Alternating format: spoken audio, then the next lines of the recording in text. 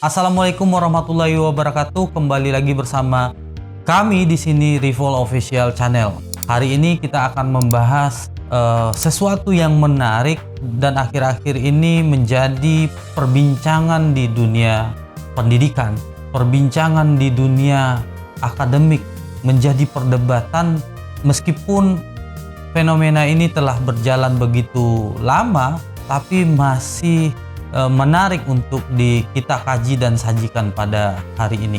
Kita mengetahui bahwasanya perubahan sosial itu pasti terjadi.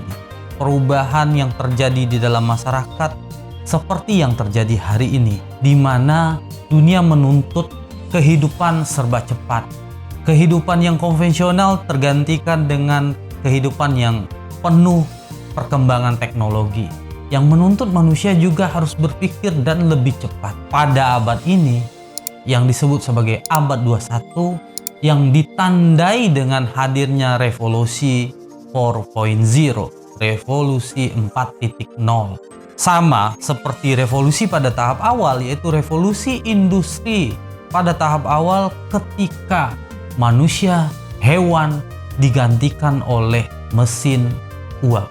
Apa efek yang terjadi pada saat revolusi industri yang pertama? Banyak pekerjaan yang dikerjakan oleh manusia dan dengan alat-alat produksi hewan harus berubah, digantikan oleh mesin-mesin uap yang baru saja ditemukan.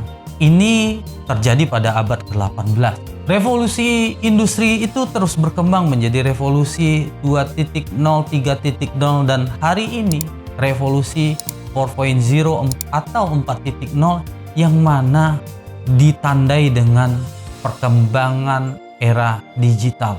Integrasi antara mesin dengan kecerdasan internet, mesin yang dibantu dengan bantuan teknologi digital. Dengan perubahan pada alat-alat produksi tersebut tentunya mendatangkan perubahan pada struktur dan tatanan nilai di dalam masyarakat. Untuk itu peradaban terus berkembang dan berubah. Manusia pun dituntut lebih cepat.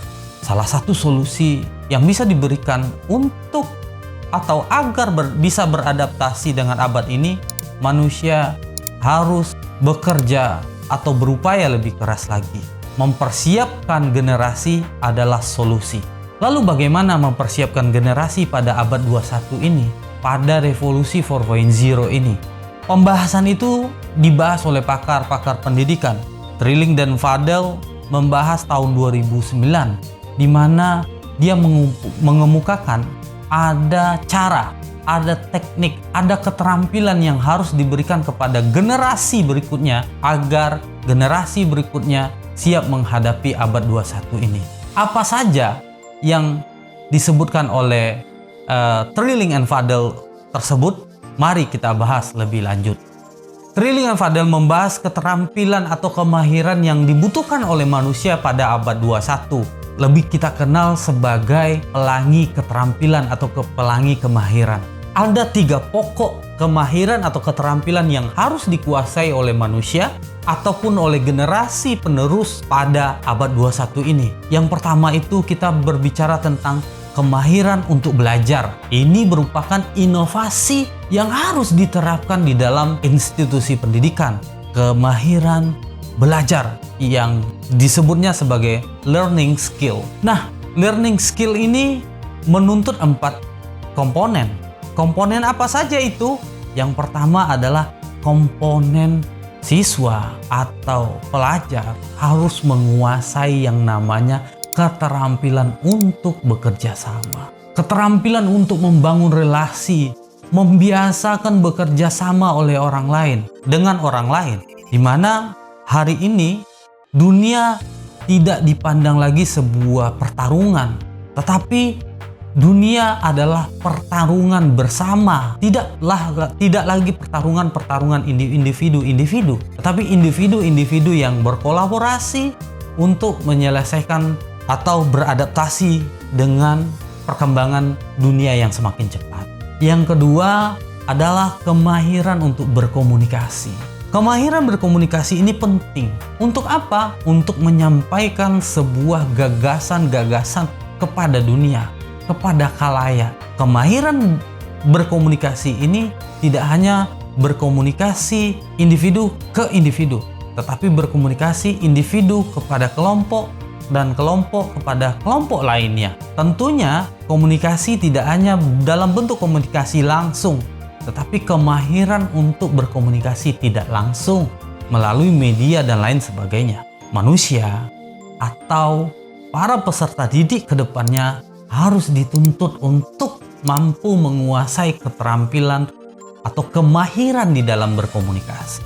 Yang ketiga adalah keterampilan untuk berpikir kritis. Berpikir kritis sering kita maknai sebagai berpikir mendalam, berpikir yang memuat unsur atau mempertanyakan sebab dan apa akibatnya. Berpikir yang mendalam ini dibutuhkan oleh setiap manusia.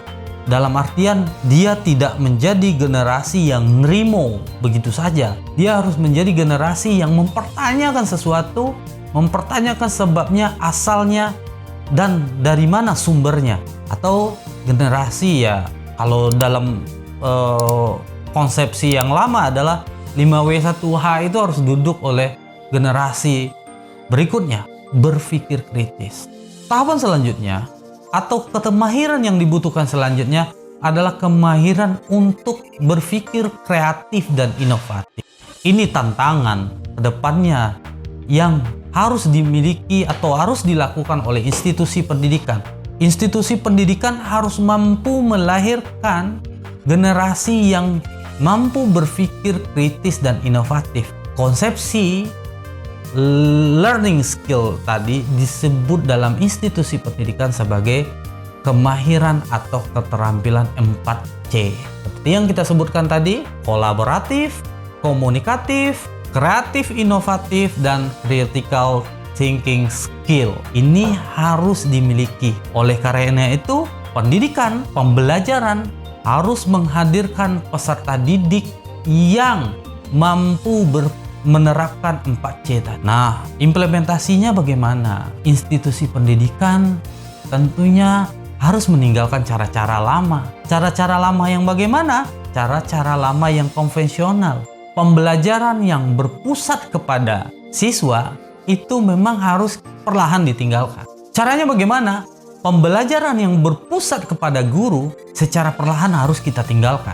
Karena pembelajaran yang berpusat kepada guru dengan menggunakan metode ceramah itu tidak akan mampu untuk mengasah keterampilan 4C siswa, atau tidak akan mampu untuk memunculkan kemampuan untuk berpikir high order thinking skill atau berpikir tingkat tinggi, berpikir tingkat atas. Kemampuan ini tidak akan mungkin dicapai ketika pembelajaran di sekolah itu berpusat kepada guru atau menggunakan model pembelajaran ekspositori. Tidak mungkin.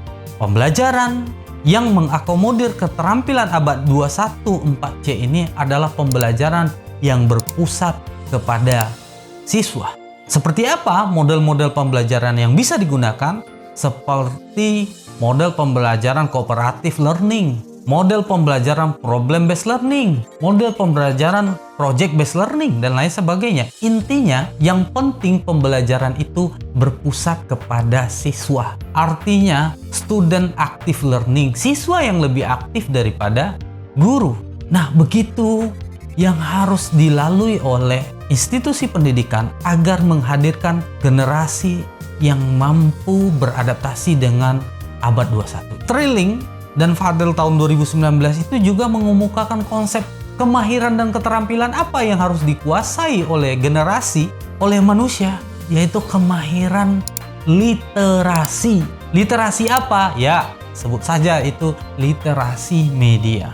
Kemampuan untuk memilih dan memilah media yang bisa dipercaya dan dipakai sebagai referensi, itu adalah kemahiran yang harus dikuasai oleh generasi atau manusia pada abad 21 ini. Kenapa ini harus dimiliki?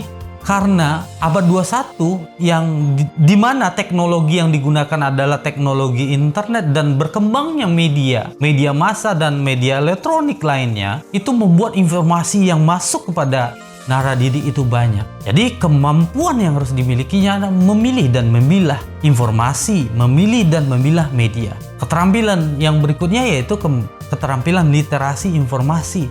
Peserta didik atau generasi harus memiliki keterampilan untuk memilah dan memilih informasi yang masuk pada dia. Memastikan, memverifikasi informasi yang masuk, sehingga informasi yang masuk kepada dirinya adalah informasi yang terpercaya. Lalu keterampilan apa yang harus dikuasai oleh generasi agar bisa beradaptasi dengan abad 21 ini yang berkaitan dengan literasi, yaitu literasi teknologi.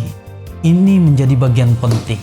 Generasi atau dapat kita katakan peserta didik harus mampu memanfaatkan, memilih, dan mengoptimalkan penggunaan teknologi informasi untuk kepentingan yang positif, untuk kepentingan mengasah ketajaman dia berpikir, untuk kepentingan memberikan atau mengkomunikasikan keterampilan yang dia miliki.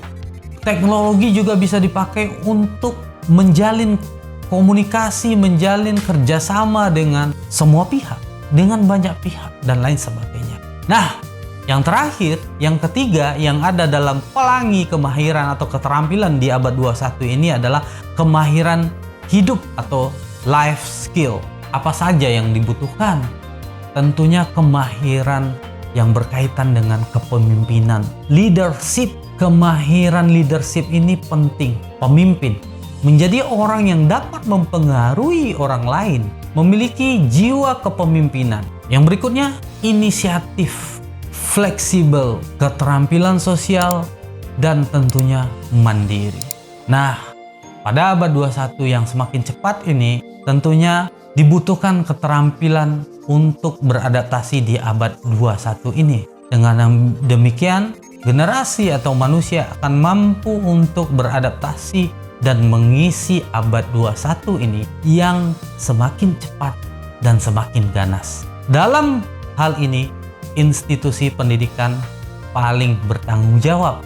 Institusi pendidikan adalah alat yang paling ampuh untuk mempersiapkan generasi berikutnya siap menghadapi abad 21 ini.